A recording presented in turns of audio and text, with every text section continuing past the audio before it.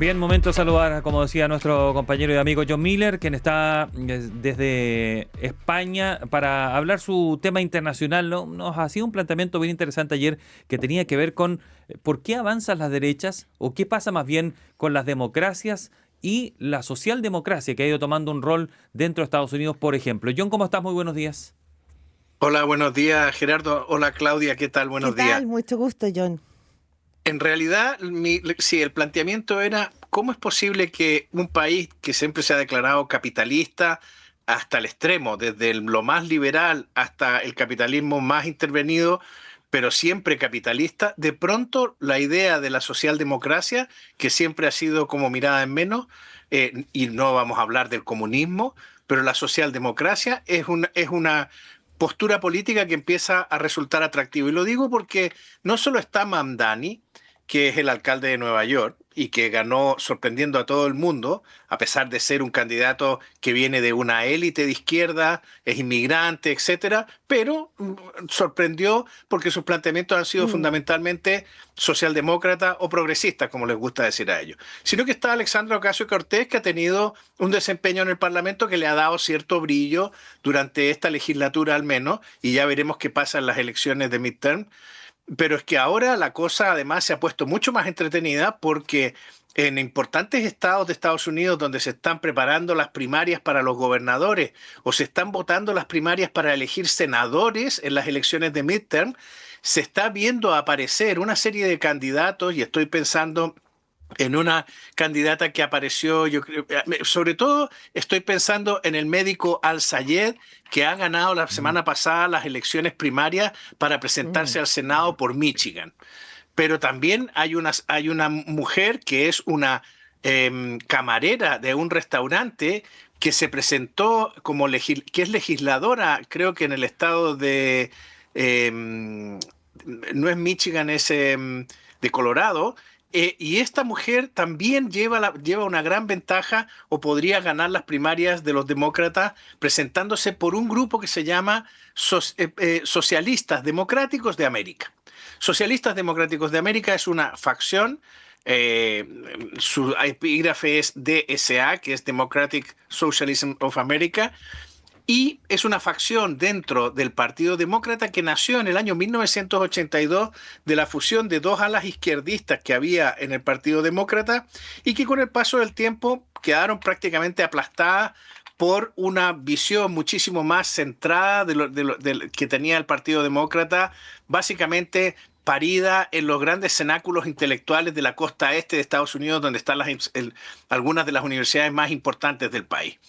Y este socialismo, este partido demócrata siempre miró en menos a estos socialdemócratas, porque consideraba que sus propuestas, que básicamente eran el estado de bienestar europeo, en el programa electoral americano no tenían cabida, que la sociedad americana era una sociedad demasiado individualista como para entender lo que era el colectivismo socialista, etcétera. Bueno, pues eso se ha acabado.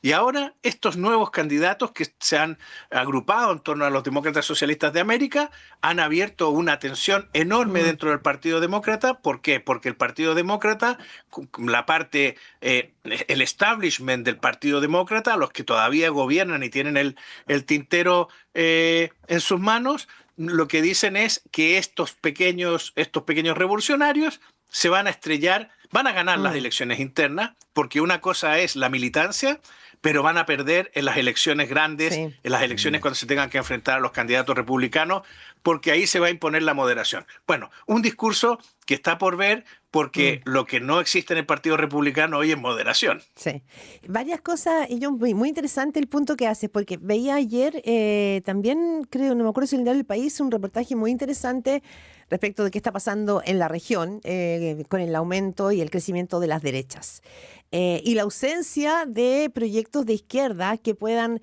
recuperar la conexión con la ciudadanía. No estoy hablando de propuestas populistas, sino de conectar con aquello que la ciudadanía requiere en estos tiempos y no con propuestas, digamos, como añejas con olor a naftalina.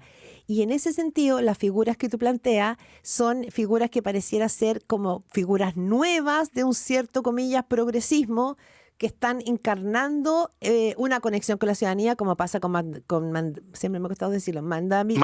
sí, en Nueva York, que es una figura que hoy día se está convirtiendo en una suerte como de ícono para muchos sectores de las izquierdas. Entonces, es interesante ese punto. ¿Son izquierdas nuevas realmente, conectadas con la ciudadanía, modernas, o son izquierdas encarnada en personas jóvenes pero con ideas antiguas? Creo que también hay algo por mirar, porque va de la mano con el auge de las derechas y las ultraderechas.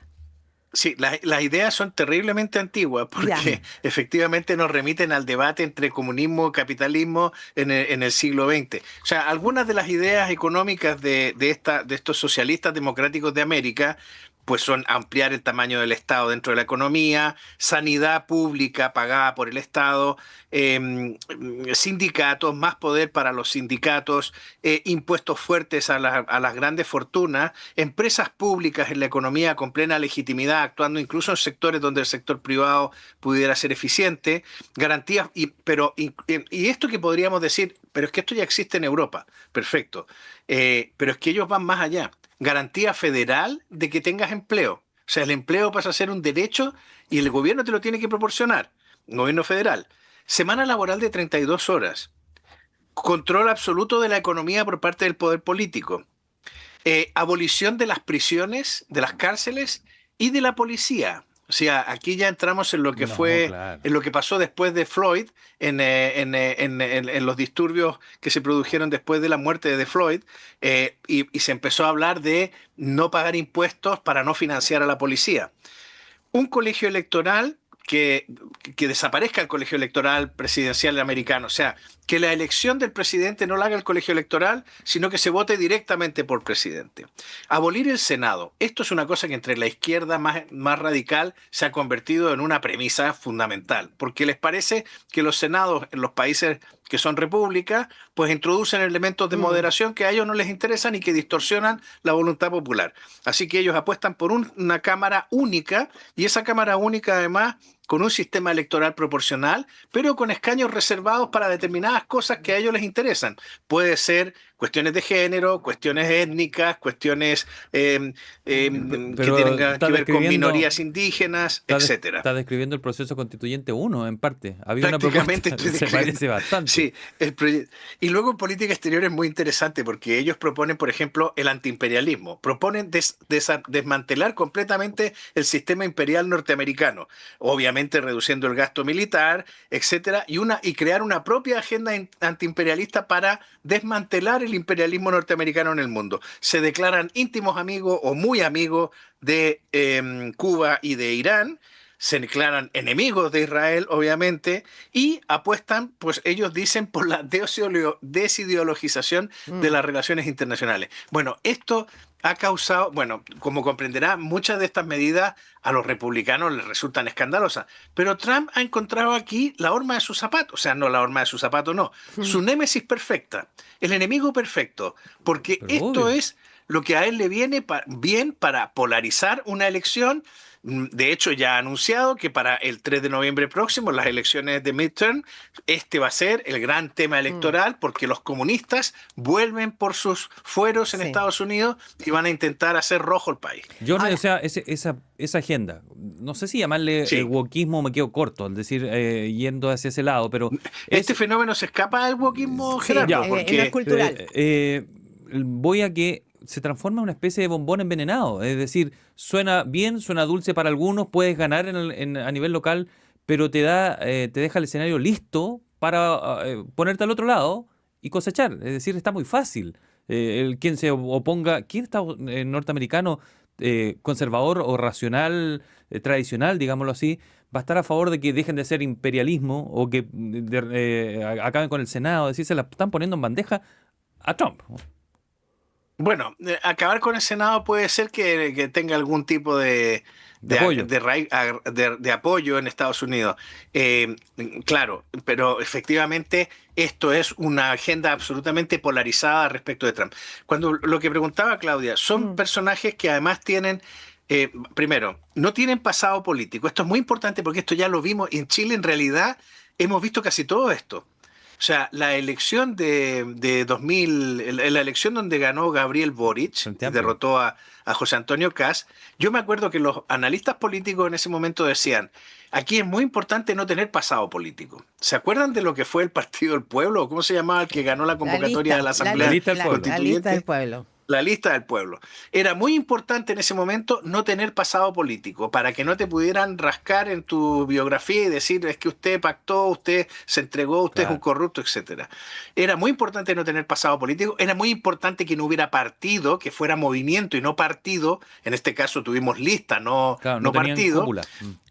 Claro, era muy importante marcar distancia con la política tradicional, porque la política tradicional estaba atrozmente desprestigiada. Bueno, esto es lo que vemos. Un médico gana en Michigan para Mm. presentarse a senador.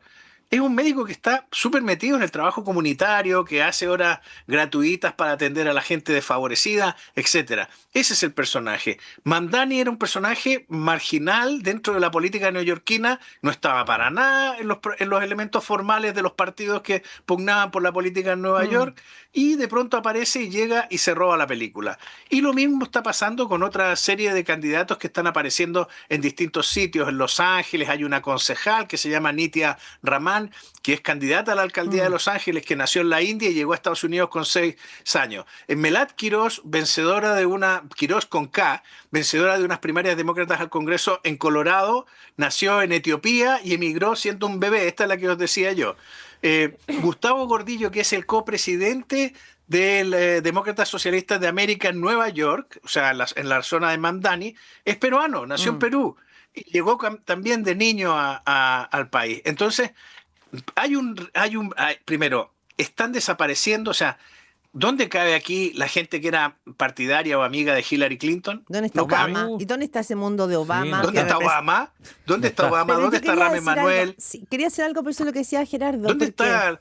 Sí. sí, John, porque, a ver, claro, Mandami es una figura que no tiene ese pasado, es un tipo joven, súper joven, y hoy día se ha convertido en una figura, pero yo creo que no es una figura de los bordes, es una figura que está llamando mucho la atención en el mundo y casi inspiradora. Yo he escuchado muchas personas, por lo menos en Chile, de izquierda, que lo están mirando como inspiradoramente por su discurso y por la manera en que habla. Como temprano, ¿ah? Porque todavía no sabemos si va a ser exitoso o no en su gestión pero, ni nada parecido.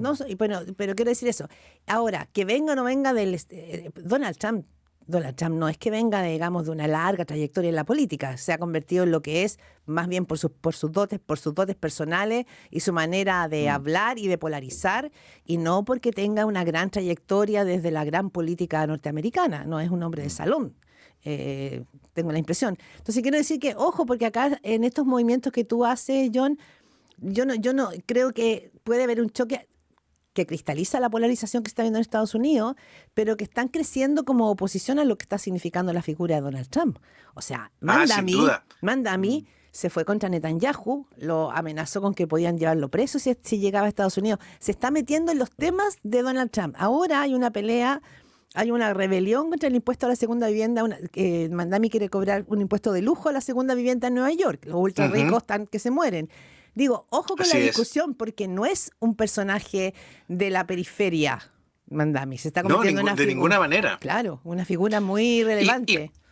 Y en la medida que estos candidatos como el médico de Michigan ganen la carrera Sí. nacional, o sea, aquí ¿qué es lo que estamos viendo? Han aparecido un montón de candidaturas, alcaldes, senadores regionales, senadores estatales, perdón, Sí. representantes. Todos estos van a entrar en la campaña que se va a librar el 3 de noviembre cuando se voten las elecciones de midterm. Y ahí es cuando se va a ver si este médico demócrata, socialista democrático de América, es capaz de ganarle al candidato republicano en Michigan. Si el republicano con el apoyo de Trump lo barre, el Partido Demócrata definitivamente le va a pegar una patada a los socialistas democráticos y Mamdani va a seguir siendo un personaje marginal, digamos, dentro del mundo demócrata. Sí, sí. Si consiguen ganar, que hay yo creo buenas posibilidades, si consiguen ganar y tienen un buen resultado y demuestran que tienen la capacidad de respirar en la cabeza de Donald Trump, va a cambiar completamente la política. Va a cambiar completamente la política incluso en América, porque lo que se va a leer, Total. y te digo una cosa, y te voy a dar un avance, el presidente español está considerando la posibilidad de que si Trump es derrotado de una manera, si sufre una derrota importante el 3 de noviembre, él puede adelantar las elecciones y hacerlas en el invierno español. Porque considera que va a ser un evento, puede ser un evento importante para la política mundial. Es que en América, todos estos gobiernos de derecha que yo los he visto ir asumiendo desde que llegó Milei, José Antonio Kast, el colombiano, el ecuatoriano, el peruano, en todos, y decimos, es que se ha teñido de azul Iberoamérica, se han ido de gobiernos de derecha o de ultraderecha. Y en el mismo momento en que empieza un presidente de extrema derecha a gobernar, la extrema izquierda empieza a engordar. Interesante eso. Interesante. Buena esa frase. Por eso, muy interesante el punto, John Miller. Queridísimo, muchísimas gracias por Gracias, John. por poner este punto en la conversación. Por cierto, hoy tenemos un eclipse. Estoy disfrutando con los españoles. Oye, estaba mirando, está todo el mundo vuelto loco.